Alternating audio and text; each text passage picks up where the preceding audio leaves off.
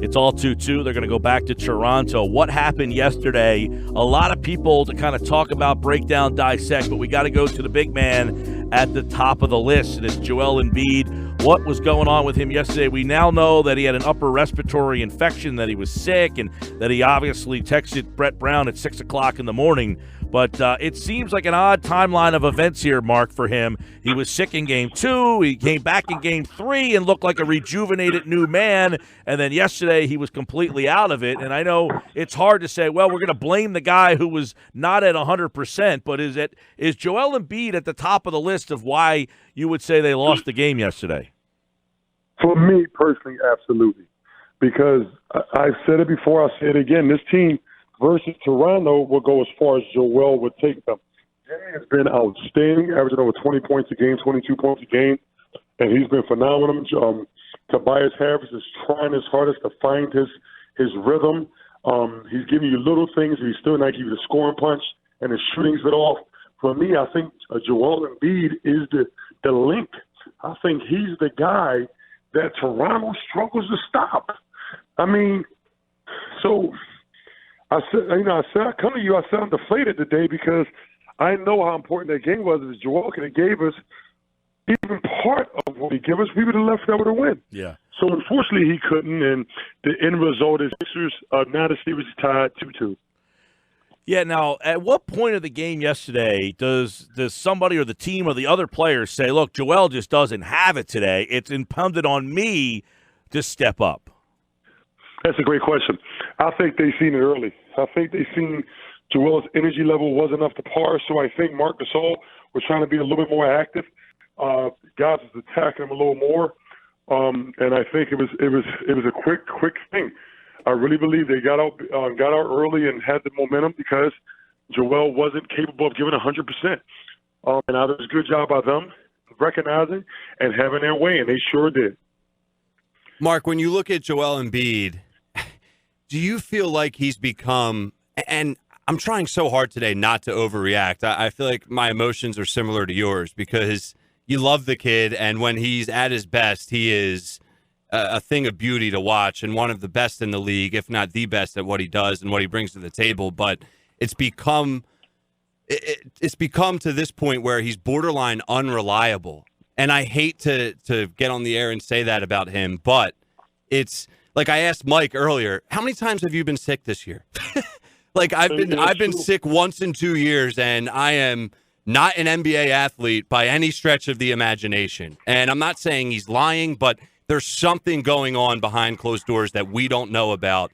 And if you're the organization waking up this morning, are you feeling how we're feeling? Like, how do you move forward with this? Well, you know what? The same feelings you're having, myself and a lot of people have, because the truth is the truth. Every game has been something. Both series, it's been something. Yeah. And you know, and I try to stay politically correct because I know, you know, I do the Sixers pre and post, and I try to make sure I come off fair, but I come off honest because I'm born and raised in Philadelphia. I'm not a guy who does this and is not from here. I was a fan of the 76ers and a native of 76ers before I even played basketball, before I even wore a Temple jersey, before I wear a Sixers jersey or any NBA jersey. So I talk from a Philadelphia fan and Philadelphia native's perspective. You have to look at it that way. You have to start to question, okay, what do we really have in Joel? We know he's the most unique talent in NBA's ever seen with that size and that unique talent and skill, but it seems like it's always something. Yep. And when you need his number to be called, are you okay with him not being able to give you anything or give you half of what he has? So then we have to be careful. They say, oh, y'all being too critical of Joel Embiid. No, we're not. No, we're not. We're just going running with what he gives us. And that's so those are the facts.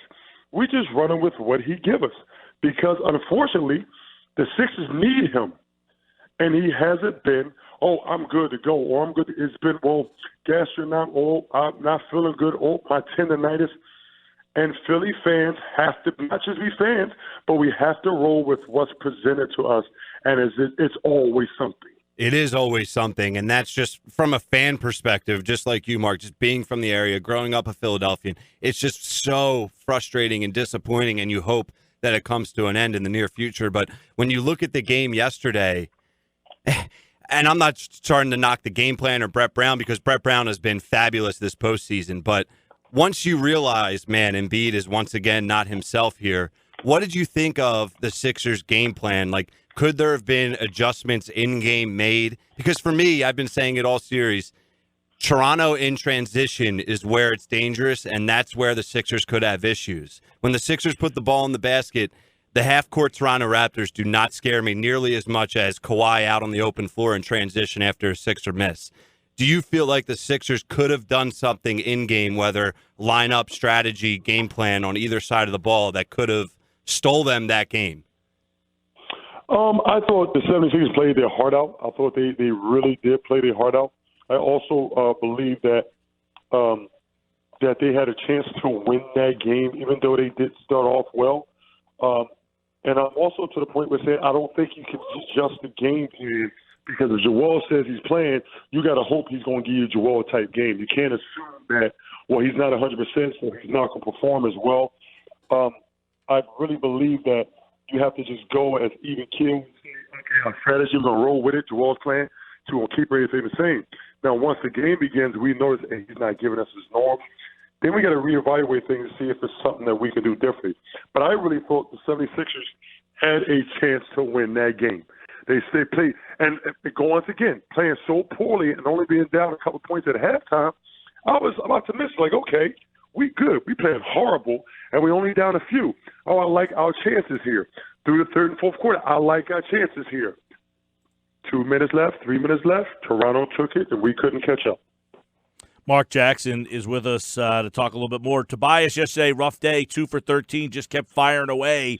And I know we always go to the best player, Embiid. That's who, we look at the stars. But Harris is, again, showing that in these bigger moments, that maybe, we talk about max contracts and what we're going to do with this guy. What has Harris kind of shown you, Mark, in these playoffs about him?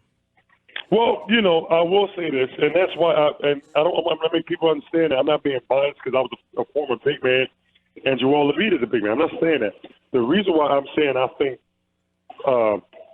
Joel has to lead them to the series win this, because I think Toronto has so many defensive pieces on the perimeter, sort of like Boston, that I think they have so many pieces on the perimeter that can guard the Sixers, and Joel is the one piece they can't slow down.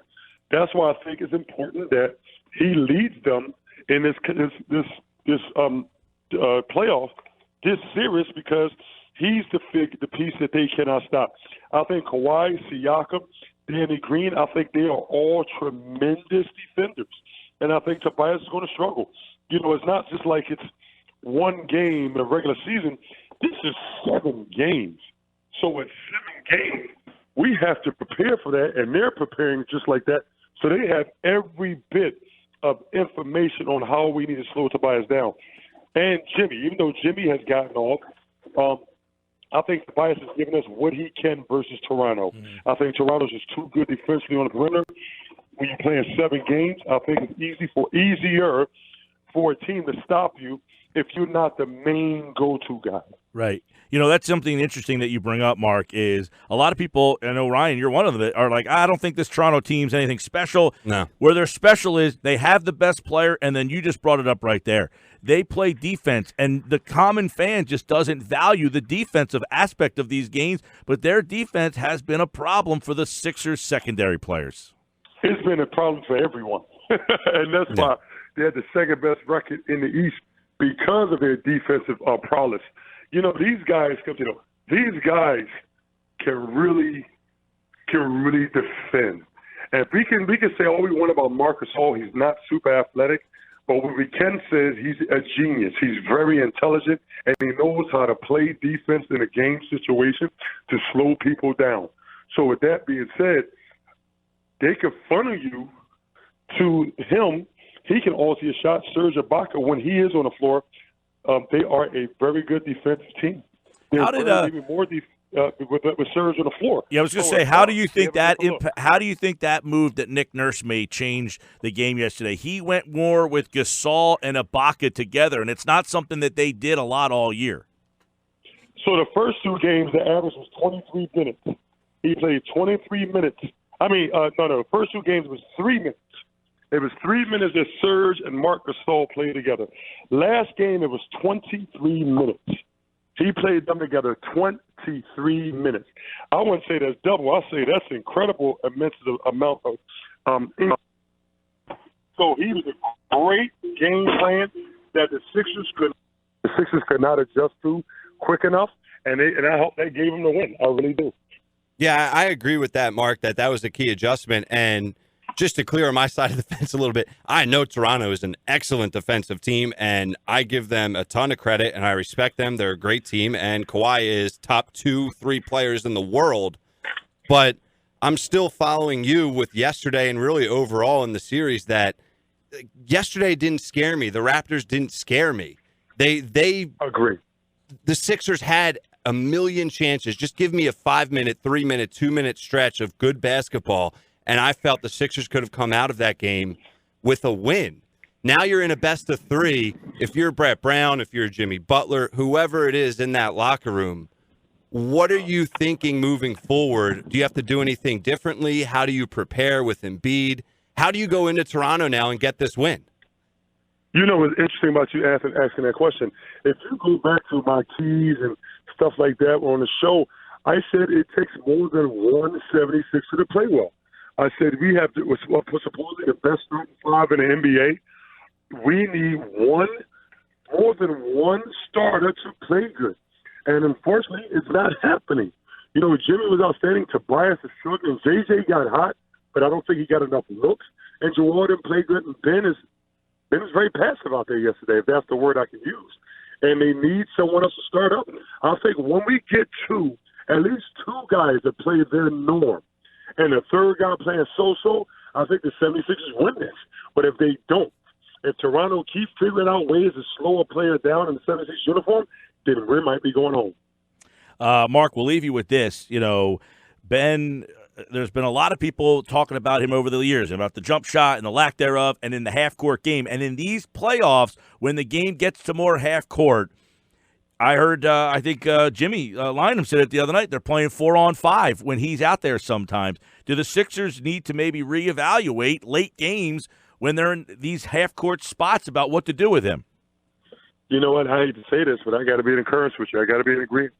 I think if because, and here's something that we're going to talk about tomorrow. I hate to be a spoiler, but I believe, and a couple of us believe, that when Ben's free throws are not going, he tends to take a back seat and not be as aggressive. I think it kind of gets on his mind, but I don't really want to get fouled because when I hit my foul shots today, so let me be more passive and more getting rid of the ball, making plays for other people instead of plays for myself. And I think that was what happened yesterday. His foul shots, and he feels as though he's not hitting from the foul shots right now, free throw line, and he kind of like, you know what, let me get everybody else the ball. And I think for them to win, he needs to be assertive. Now, I will say this. With that being said, I think he's doing a very good job, as best as possible, making Kawhi shoot over contested hand. It's just eye-boggling how Kawhi is making these contested shots. I mean, really, Kawhi has been like, he's been incredible. Yeah, and guess what? There's a lot of times when guys get hot and you're like, he can't stay that hot. This guy, I think he can stay that hot. Exactly. So that also justifies them giving him that rest during the season.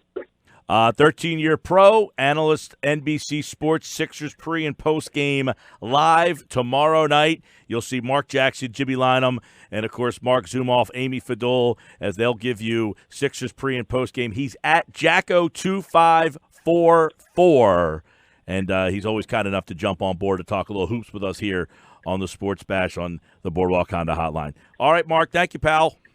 Good talking to you guys. As always, Thanks, Mark. Marc Jackson, and Marc Jackson breaking it down for us, being honest.